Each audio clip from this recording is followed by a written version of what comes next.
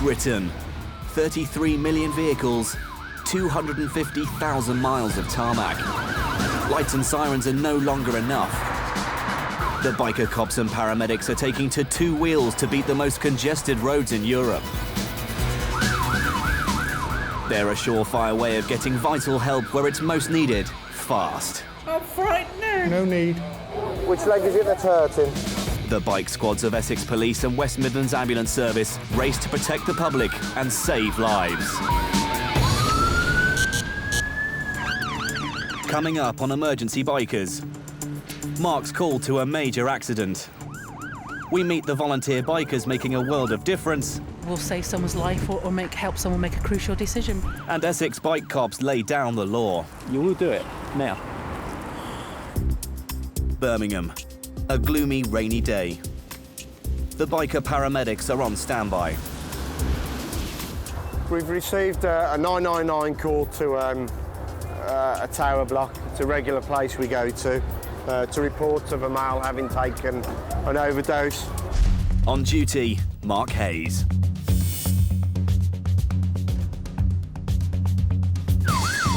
The Birmingham biker paramedics race to any emergency within an 8-mile radius of the city centre on their Yamaha FJR 1300s, top speed 145. They carry everything a traditional ambulance carries and are trained to deal with anything. To capture the action, we've put special cameras on each rider and bike, so we arrive at the scene the second they do. It's a 2-mile dash across the city to the emergency call.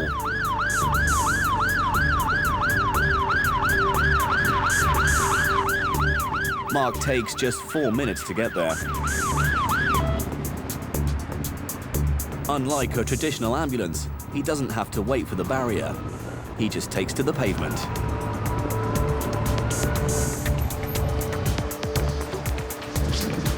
Thank you very much.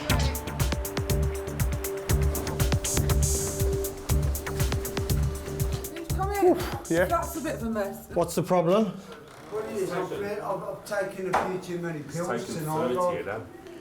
30? I don't know about that many, like I've had a few, but I'm feeling a bit, you know, a bit over the board. Like. When did you take them? About 3 hours ago. We didn't know. The man says he's taken 30 tablets of dihydrocodone, a powerful painkiller. A high enough dose would put him into a coma and stop him breathing. Okay. Well, Have you vomited at all? felt sick. Yeah, I've been sick as well.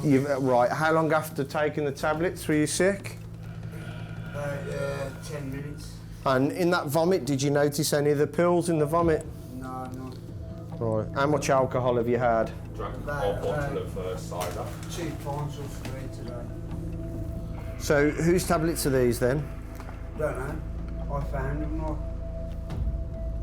You found them? Yeah. So I don't know what they are. You know. Okay. Well, you're going to have... Did one. You're going to have to go to hospital, you do realise, don't you? Yeah, I know. Those Well, are... I'm all right, man. Yeah, those are quite strong painkillers. Are they? Yeah. So we need to get you assessed, don't we? Yeah. You might not, Yeah. you might not think. Do it then. Don't do that. I've been like a what, man? Who? Who's been cheeky? Who's been cheeky? You been cheeky? I'm here to help you, mate. We're asking you for help or something. We've been called here because you've taken an overdose. Not by me, mate. Listen. Don't take me then. Listen, nobody's taking the mickey. Take me then. Oi, listen, mate. I'm here to help you. There's no need to be aggressive. I'm going to be aggressive. There's no need to. I'm here to help Don't you. worry about that. I'm not worried, mate. I'm not worried about it. I'm here to help you. There's no need to be like. I have a reason to take the off you. I'm here to help you. Off then. Just listen to what I've got to... Night, yeah? I said I'll come with you. Just- Well, I'm normal, mate. You get me? 201. I'm going on to mum and Yeah, can we ask police for immediate response, please? This gentleman's been aggressive and abusive. He's taken an overdose. He's been quite threatening. Received. Just about to start some observations. Next minute, he's been aggressive. But this is typical of what we face on a daily basis. You're going to calm down then, yeah? You're going to be nice then, yeah? All right, don't look so worried, I'm yeah? not worried, man. I'm Now, watching what you, if man. he What said are he you doesn't doing? like... I could do with taking a spot of blood out the end of your finger. Something wrong with me, no? I haven't got to prove anything. All I want to do is make sure you're okay. Right. Do you mind which finger I take the blood out of? I didn't look for help. That one if you can. No. Sharp scratch, 1, 2, 3.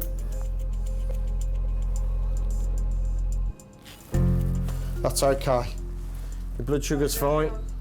You need to go to hospital. Yeah.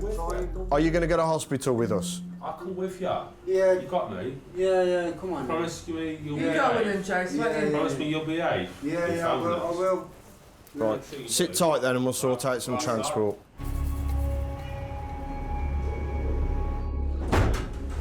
Not very well. No, I've got a fever and I've got a had fever? an overdose, yeah. Okay, you understand that these guys are here to help you. Yeah. You understand that, right? Oh, no. Okay.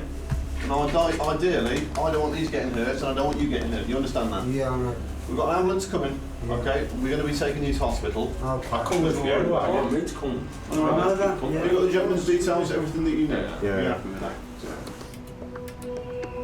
All right. Yeah. Get upset again.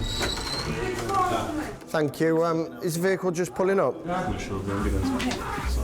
What are you going to nick before? I ain't nicking you, Chief. I'm making sure you're all right. I'm all right. That's all right. I don't want you getting upset. That's what I'm here for. Let's go. You see me getting upset? I would suggest that probably 30 of those tablets, 3 hours prior to our arrival, with a couple of litres of cider, I don't really think he would have been sat up talking to us. Any minute now, he's going to lunge for us. We're going to end up on the floor. It was as if he just wanted a fight. He wanted to be argumentative. This is what we have to put up with. And at the end of the day, we're in a caring profession. We don't get paid to be abused, spat, punched. And it's a sad time we live in. Birmingham city centre. A call's just come in. A 90-year-old woman has been found on the floor of her home.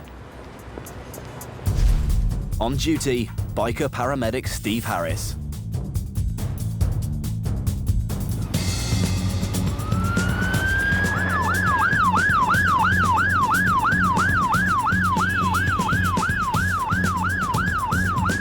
It's a 2.5-mile sprint across town.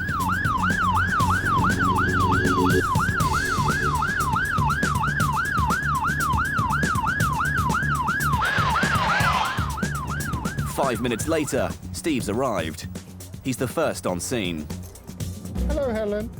Helen lives alone, and her family and friends were worried when she didn't answer the door. Nobody could get in. The key was still on the inside of the door, and they were trying to get in through the back way. So our son smashed the glass in the back door to get into her, and when he got into her, he found her lying on the floor where she'd obviously been there all night. She was very confused. But you haven't hurt yourself? No aches and pains? She's been here all night. Okay. I don't know. Was she in this position, or have you sort of No, moved well, her? she was more or less like that, just put the cushions She's in. trying to make us get her up. We're very confused. Okay. So, yeah. She's had a bad back for about nearly 2 weeks now. Back's been bad. Right, sweetheart. We'll do some little tests on you, and if you're all right, we'll get you up off this floor, get you a bit more comfortable. I just need to check 1 or 2 things. Is that okay? Okay. Okay. If Helen has been on the floor all night, there's a risk of hypothermia, where the core body temperature dangerously plummets. Taking the tablets on an empty stomach, really. And if she hasn't eaten, a drop in blood sugars could have made her faint. Steve needs to do a simple blood Just test. falls in. Give us your hand, sweetheart. Tiny spot of blood out your finger. Is that all right? No. Well done. What I'd like to do is to get Helen up off the floor. Where's that? Fellow paramedic Mark steps in to help Steve get Helen safely into a chair. Should we get you off this floor? Yeah, 1, 2, 3. Is that a bit more comfort? Is that more comfortable? Yeah, oh, very much so, really, thanks. When we picked you up then, did you hurt anywhere? Yeah, Yeah? No? I was complaining. But you weren't hurting? No pains anywhere? No. Did you go to bed last night? You did? And who got you up? Or did you get yourself up? All the Yeah? gypsies. All the gypsies? Yeah. Okay.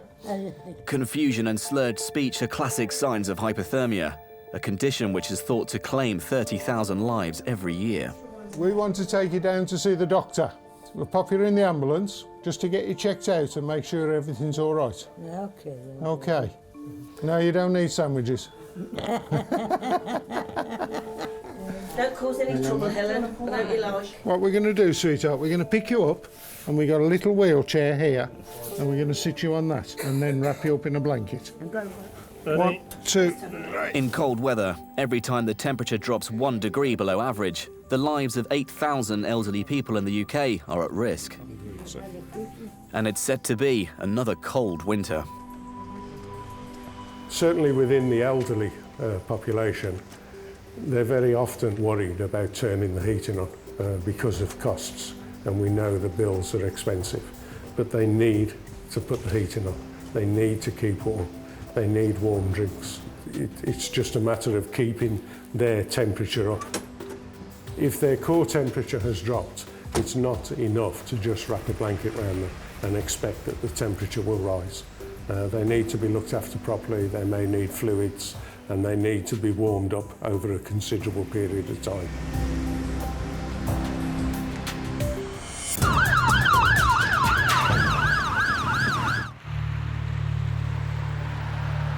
Essex, early morning. PC Steve Clements is on duty.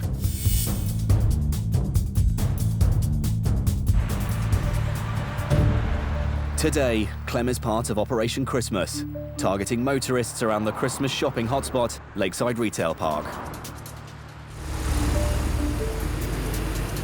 His eagle eyes are on the lookout for speeders, mobile phone users, and non-roadworthy vehicles which may be endangering law-abiding drivers on the roads.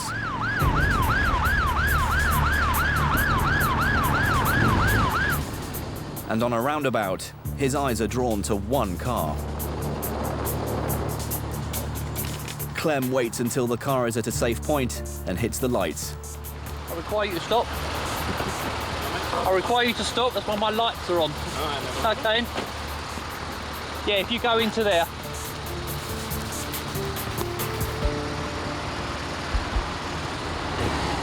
The reason I've stopped you is two things. One, you've got tinted windows, which are illegal, and your number plate's illegal.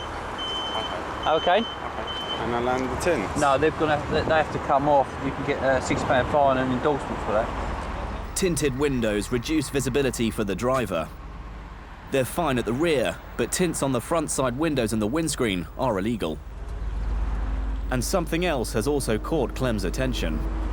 Do you use drugs at all? No.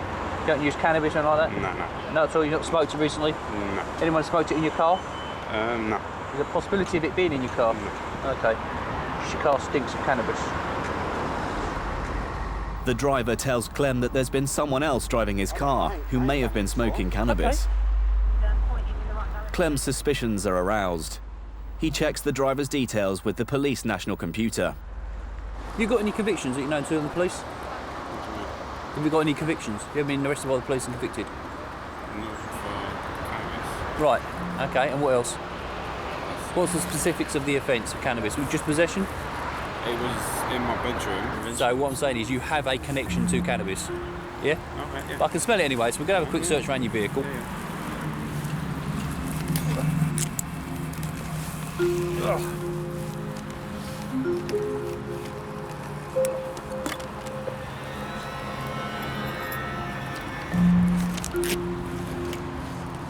Right, I'm going to search it under the Misuse of Drugs Act, okay? PC Mick Wills has arrived to back up Clem. You stay with my colleague here and I'll have a look around your car. Have you got anything on yourself either? Because there is a, you give it up before we start. Okay? All right, let's have a quick look around in. Clem knows all the usual hiding places. Do you have a lot of problems with the fuses on this car? Do you have a problem with the fuses on this car? They go a lot. Yeah. I just know there's a lot of damage to your fuse box. Is there? Yeah. What do you mean damage? Constantly open it. It's a nice little hiding place for cannabis. Far more excessive than normal use for a car. Is this your jacket? Yeah. with the doors getting open, it is getting faint to the smell, so it does sound what you've said. I can't find anything today. But there's no cannabis in this car, and Clem's ready to let this man go shopping. Just here. Right, that's me. I've just searched the car in the section, the Misuse of Drugs Act. You know, I haven't found anything, but I'm PC Clements, and that's from my motorcycle unit of Essex Police. Okay, so this will be a record I've stopped you today. So if you keep that one, What's that? this is a fine for the index plates, and you're getting a warning for your tints. Well, I want something for searched. I want something, you just search my car, I want something to prove it, because if I go down the road now and another police stops me, I want a paper to prove it. Right. So I would wait for you. Okay. I would want it. I'll send it to you. You've got to request it now. You can request it in 12 months. I want it now. Okay. You just search my car, and you're not giving me no proof, you search my car now. Okay. So how do I know you didn't put something in my car, go down the road and I get searched again? I don't know that, do I? Perfectly right. While you're doing that, okay. No, perfectly right. It's okay. Yeah. Right. While we're doing that, can you take the tints off the front windows for me, please? I can't. You will do it now. Okay. Take the tints off the front two windows, yeah, while I get the paperwork for you for the search. So you have got it then? No, I'm going to get someone to bring it down. Yeah, have you got one? Yeah, I'm going to... Right, you take the tint off now, okay? Otherwise I'm going to issue you with a prohibition for it, okay? And I'll prohibit this vehicle... Take it off. Just peel it off. It's sticky about plastic. Peel it off. You can peel it off. I've done this plenty of times. I don't mind you peeling it off. No, I can't peel it off. It's your car, I'm not going to damage it. I can't peel it off. Why? Is it not your vehicle? Of course it's my vehicle. So why can't you take the tint off then? Why can't I just go Lakeside? No, why can't you take the tint off? You need to take the tint off, okay? Mick, could you ask them to bring the tint man down? And have you got another clamp? You still got the clamp? Yeah. I'm just going to do the window. Okay. I'll fill the search paperwork out. Just see if they're using it. Yeah, I didn't have it. My colleague just had one. But the man has more to say. I asked if I could have it, and then now you're trying to say, well, take my tints off. I didn't have this. You I didn't have this a warning for the tints, so warning. No, for so the now weapon. I'm going to go home and do it in my own time. No, now. you're doing it now. But it don't make sense. You just issue more warning just because I asked to have a paper because you searched my car. You decide to go take your tints off. Right. Why? But you're going to be here for a while I fill this out, so you can take the tints off. Why? You will take the tints off. I can't take them off. It just peels off. This window don't open. How am I going to take this one off? It just peels off. All right, you'll take it off. Window don't open. You can't take them off. Take the other one off then. Take the other one off then. Go and start taking that off. You can't, they don't come off. I don't know how to do it. It's professionally done. I don't know, I ain't done it before. Okay. So, you going to peel it off? I can't peel it off. Okay. I don't know how to peel it off. That's okay.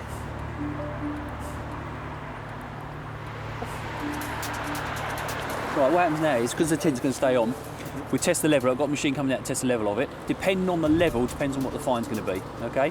If it's under a certain percentage, yeah, it'll be a £60 fine and 3 points to your licence for driving the vehicle in a dangerous condition, okay? Or if you take it off in the meantime. Just the front ones? Yeah, they're all okay. You just can't have it on the front ones. Or you take it off in the meantime. They don't come off. I'm not allowed, because obviously how this gentleman's behaving, I have to protect myself, is that he can go away and say, I damaged his windows when I showed him how to take it off, yeah? All right? So if we can get that tint off of that side, I'll give you a VDRS for this side. All right, so we get it sorted. Once it becomes clear that the only way this couple are going to get to the shops is by removing the tints, the man's girlfriend decides to help out. He's got screwdrivers in the boot. You just need to start it. You just need to start it. Sorry? I will do it. Not be rude, but this lady seems a little bit more non-biased between. She can listen to what I'm saying, right? If you let, I'll speak to her. If we can take this one off, yeah, I can issue a VDRS to get the other one fixed, right? Okay. Okay, but we need to at least show me that you're going to take one off. I'll give you a VDRS for the other side, which is a vehicle defect report, which means you take it off and then take it to an MOT and they'll sign and say, yes, you've done it.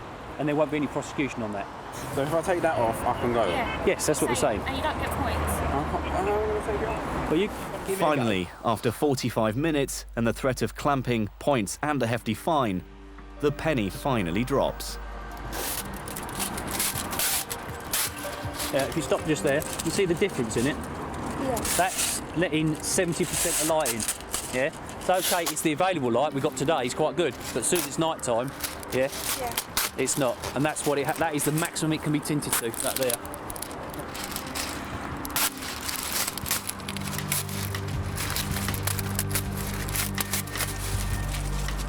There you go, thank you. I'll take that boy, get rid of it. So, get the tint taken off, and that'll be it. All right, then. Okay. I think he was just a bit upset because he's on his way shopping and he gets stopped by the police. He everyone thinks that they've got the right to do what they like. However, we've got to comply with personal law. I think it's a big waste of time. Come Lakeside to do some shopping, and just made off peel one of my tints, not even both of them. And I'm just pissed off, really. I've got to take it off, or it's just going to be more problems for me. I already wasted an hour or something of my time just for one tin. It takes a lot to sort of wind me up with the public. It's hard to explain. There is an old adage: you can accuse a man of murder, but tell him his driving's bad, and he'll kick off. The life of a motorbike cop is a stressful one. Taking time out is essential. So Clem is doing just that. Today I'm doing my dive leader training for a BZAC, which is the British Sub-Aqua Club. And this is how I relax. I was asked, is it all to do with adrenaline? Is that what it is? I'm an adrenaline junkie because I ride a motorbike and I do diving. But I sort of thought about it and I think, no, it's not that, it's thinking. You can't dive without thinking. If you stop thinking about what you're doing, checking your depth, your gauge, your air and stuff like that, you're going to put yourself in danger. And it's the same with a motorbike. If you stop thinking when you're on a motorbike, that's when things go wrong. I started about 5 years ago with this club. Because it's a club, we have a social life as well. It's not just diving. And this is where you get to relax. I'm not a policeman here. No. We're just all divers together, enjoy ourselves. And once we're in the water, our lives depend on each other. It's a lot of preparation for a short period of time. A bit like motorbike, really, because you spend all that time getting all your kit on. That's why you only do a short journey, but you have to put it on, otherwise it hurts. So you can take ages putting this on and spend less time in the water. Policing is stressful, for anybody, and this is a breakaway from it. It's doing something different, and so that's how you cope. I cope with stress, is I do something else that's stressful. I enjoy it, mate. Outdoor swimming in the UK in the middle of November might not be everybody's idea of fun. But at the bottom of this lake in Cambridgeshire, there's plenty for Clem to look at.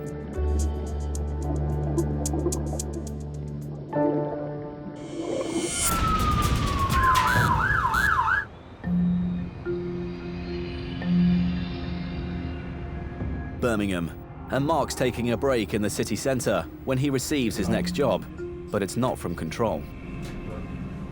A member of the public's come up and told us that just round the corner outside a public house there's a male flat on his back and somebody's rang for ambulance, so we're going to go and investigate. Thank you. Mark's on scene in seconds. How we doing, mate? You talk to me?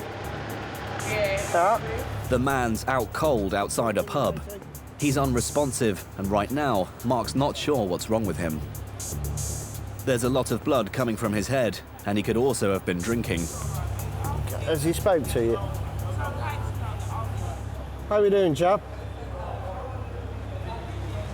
Who saw him come out? Me, I did. Was he staggering when he come out? She doesn't know nothing. He staggered backwards, and then as he staggered backwards, his foot went right back and he fell backwards. Come and take his head, Steve, would you? Keep your head still. Keep your head still. Fellow biker paramedic Steve has arrived from base to help. If you just secure his head for us. He's intoxicated. Was you drinking with him? No. No. I've been in there myself all day, so I know. He's had a lot. Eyes out and blinking. I'm talking to him, but he's not replying. If the man's hit the back of his head as he's fallen, he could have damaged his neck or spine. He needs to get to hospital as soon as possible. Have we got a vehicle at all, please? We've got an intoxicated male with a head injury who needs collar and boarding. He's got a little bit of a jagged wound. I'm not overly concerned about the head injury at this stage. Obviously, once he's in the warm, on the back of the ambo, we'll have a proper look. Mark's got a very basic test to run to check the man's consciousnse. Open your eyes for me, mate. Open your eyes. Hello, all right, good man, good man. Well done. You can go back to sleep now. I've just checked his observations. His blood pressure's a bit increased. He's obviously nodded off to sleep, so we've just done a bit of painful stimuli just to double check that he still responds. So we just give it a little pinch to the earlobe. Straight away he opened his eyes, moved his arms, so I'm happy at that. So we're literally just going to leave him as he is now until the ambulance gets here. Because we can't clear the C-spine, we're going to do the full Monty. Collar board, if you don't mind. OK, so we're going to go on 3 then, yeah? When everybody's ready, 1, 2, 3. Mark and Steve need to keep his head immobilised in case of neck injuries. Just get the collar. I don't forget. All right, keep still, mate. All right, nice and still. Don't worry, mate. Where are we going? We're going to take you to hospital, mate. With straps first, please. Got it. Where are we going? We're going to hospital. Popping you to hospital. 1, 2, 3. What are you doing? Taking you to hospital, mate. Thank you. I don't know. It's the ambulance service, we're not police. Yeah? We're just making sure you're all right. You've had a bit of a tumble. I've got hold of the Keep your arms down, mate. Are you allergic to anything? I'm going to kill him. I'm going to kill him. I'm going to kill him. Before you do that, are you allergic to anything? Ma'am, I'm going to kill him, ma'am. I could safely say almost every single day of my working life, there's a job that involves alcohol in one way or another. Fortunately, alcohol, I mean, totally avoidable. Don't need to drink to in excess. It needn't have happened. Are you allergic to anything, mate? Are you allergic to anything? It's really important you tell us if you are allergic to something. We don't want to give you any medication that you're going to get sick from. You love me. You love me, what? Do I love you? I don't know you, mate. You love me. I don't know you.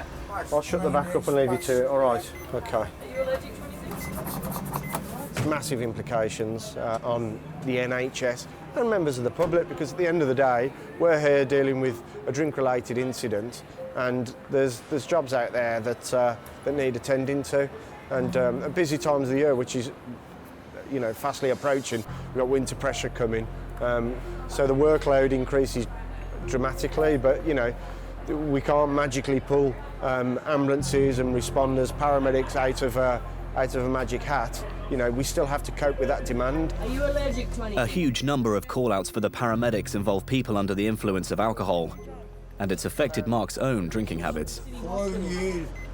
I've got to be honest, it puts me off drinking, seeing the state people are in, you know. I could tell you, I went out to a professional person who was a partner in a business, and it was this time last year. He was intoxicated, he'd vomited, he'd wet himself, and then he wanted to fight us. I mean, this is an intelligent person that's got a business, and alcohol has resorted him to a vomit-plastered, violent person. If that's what drink does to you, me personally, I don't drink to excess. Very, very rarely that I'll drink.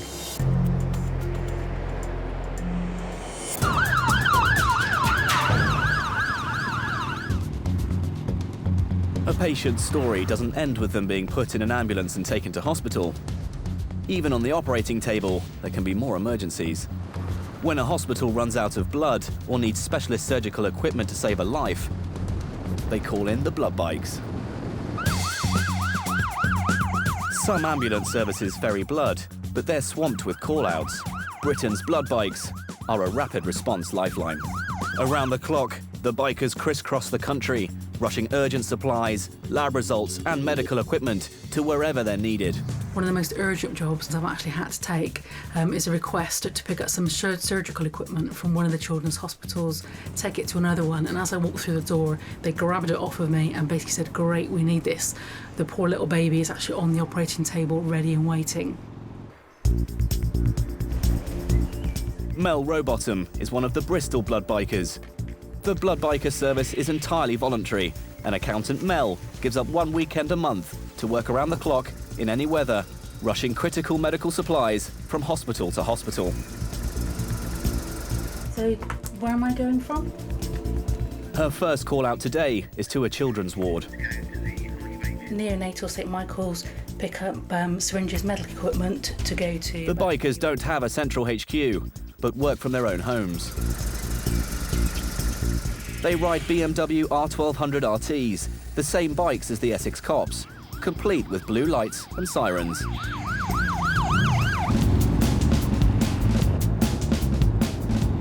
The journey to St Michael's Hospital takes Mel from her home in the suburbs, right into the heart of Bristol.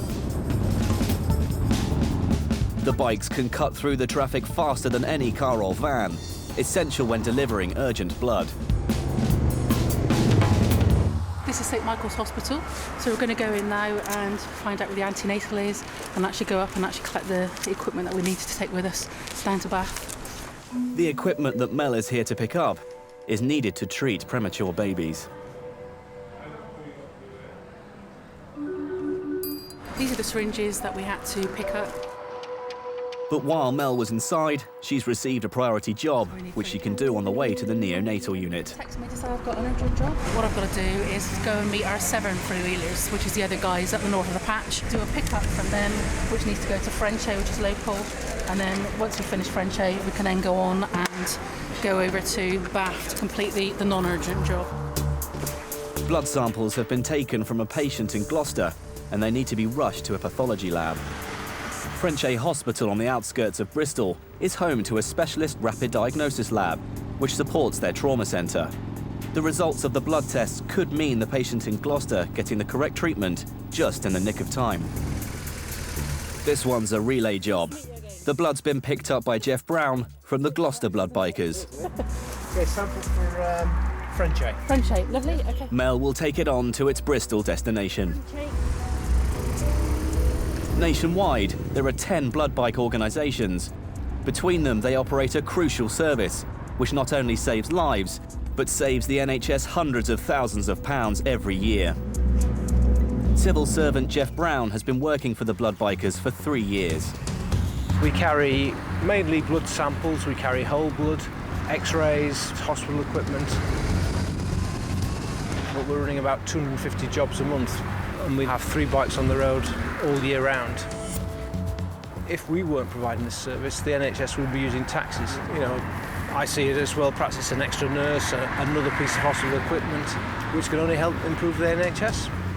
And it's the opportunity to put something back into society.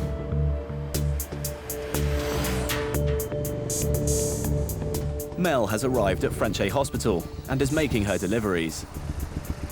It's been a long day. One job turned into 4, and she's not finished yet. You never know, and that's the whole point with this. You could have 60 calls across a weekend, which means you're on the road permanently, or you could have 2 in the morning, 2 late evening. You're here, you're on call, you commit your time. You just have to be prepared for whatever's going to be on the end of the phone. Just delivering a package, come down from 7 three-wheelers for you. Thank you. It's all rewarding. Obviously, at the end of the day, we'll save someone's life or help someone make a crucial decision.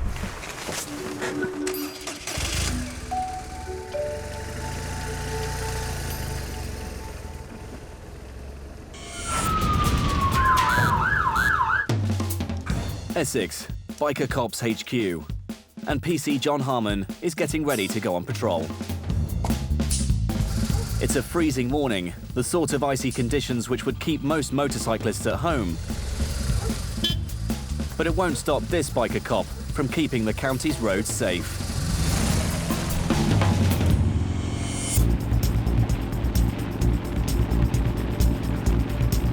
Dangers on the road come in all shapes and sizes, and keeping drivers out of trouble doesn't just mean tickets and tellings off.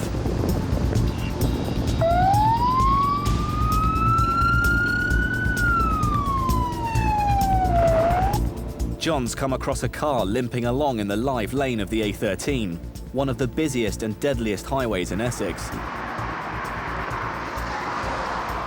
The driver's got a puncture, but instead of waiting for a recovery vehicle, this knight of the road steps in to the rescue.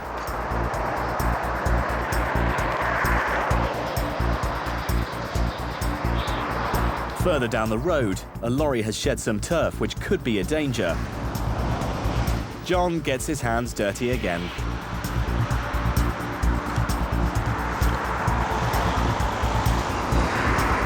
John doesn't always find the problems. Sometimes they come to him.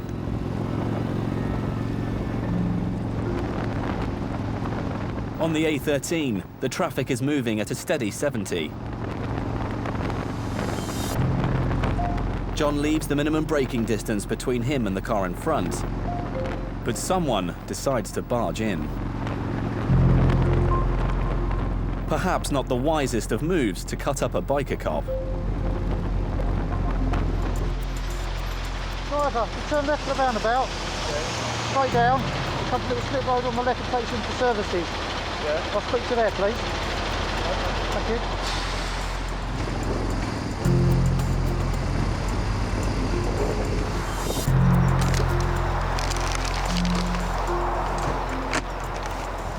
Thank you for stopping.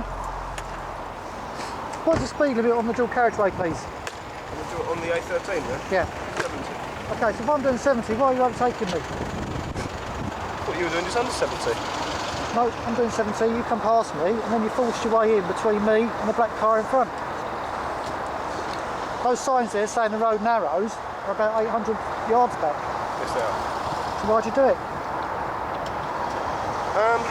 I'm not being rude to you, but at the end of the day, since the 1st of April this year, we've had 19 people on that road who've either lost their lives or been seriously injured in road accidents. Then I've got you overtaking me when I'm already doing 70, you're coming in front of me, you're leaving less than a bonnet's length of distance between you and the black car in front at 70 miles an hour.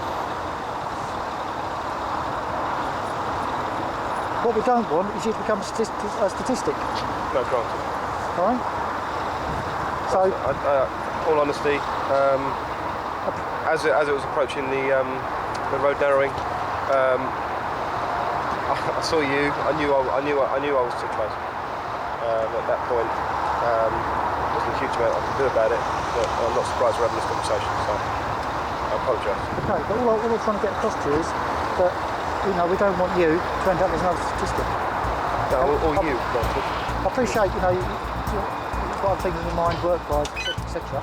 But at the end of the day, please be a little bit more thoughtful of what you're doing. No, of course, I'm sorry. Because that road does take lives. It does, I understand. A stern warning should do the trick. It's this type of driver education which has helped the biker cops cut the number of deaths and serious injuries in Essex by a third.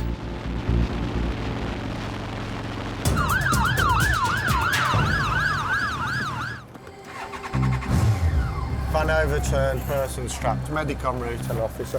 Biker paramedic Mark Hayes has been called to a serious crash.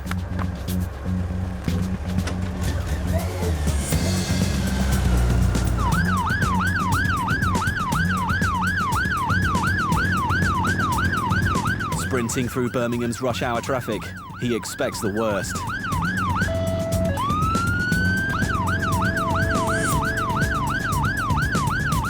As he gets onto an empty dual carriageway, he hits the throttle.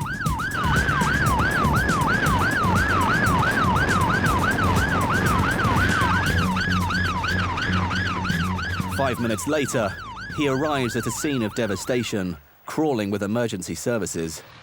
Two vans have collided, and one of them is on its side.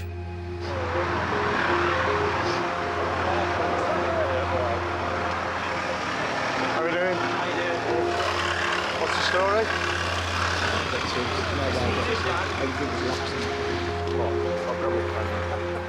The driver's trapped. Firemen are cutting him out.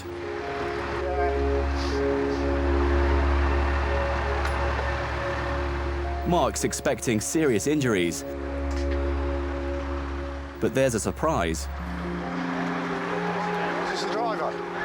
Yeah. Don't be walking about, chap. Nice and still. I want to know if that guy's all right. Just keep still. All right. What's your name? Joseph. Joseph, you got any pain in your neck at all? Don't move. Any pain in the centre of your neck? No. Any pain down your back at all? Just on my right shoulder. Right shoulder. Any pain down here? No. Keep still. Astonishingly, the driver's climbed out of the van and seems okay. But Mark's worried he's in shock, and that could be masking injuries. Was you wearing your belt? Yes. You are, Steve. We'll just put you in the warm and we'll have a look at you. Nice and slow. You alright? Is the other guy alright? Yeah, the other person's fine. You can start some up. Okay. I think you've been a lucky man, haven't you? You've got a bit of a sweat on there. I think that's more fear of seeing. Yeah. All right, just relax, nice and still. Take a deep breath for us, chap. Lovely. Okay. Any pain in your chest? Nothing at all. Pain in your tummy? Nothing at all. Good man. Can I have a little feel in your? Yeah, carry on. Anything along here? No. So feel in the joint there. Anything? Remarkably, his neck and his back's clear. There's no obvious injuries other than he's a bit shaken. He's got no other injuries, literally the right shoulder blade. Thank you very much for the quick response. You lot do a fine job. Thank you, thanks the same. I don't have a hat, I put it off to you. All right, no worries. Okay. Am I allowed to stand up or? Just stay there for a bit. Just keep you in the warm, keep you sat down, you're better off like that. I saw everything as I turned over, and that's like, it's a very scary experience, but I thank God because it's just a pain in my shoulder. My rest of my body's fine. One lucky bunny. I mean, I've been out to numerous vehicles that have overturned and it's come through as traps, and you get there and they are walking around and the cars can be unrecognisable from the damage. You know, axles ripped off, you know, hundreds of yards down the road. But these vehicles are built to such a standard now that the safety mechanisms that are inbuilt are just marvellous, and they truly are lifesavers.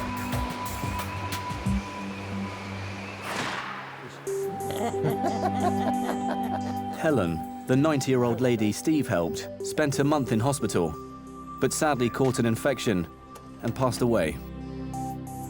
Her family were very grateful for Steve's hard work on the day. We couldn't have asked for a better response or a more kinder paramedic than the paramedic who came to Mum's. She had a wonderful, wonderful funeral, and attended by many of her friends and friends who really cared for her. You must be aware that although your mother is getting very old, whether they be 90, 80, you must look after them and take care. She was lovely. She was a lovely person. She really was.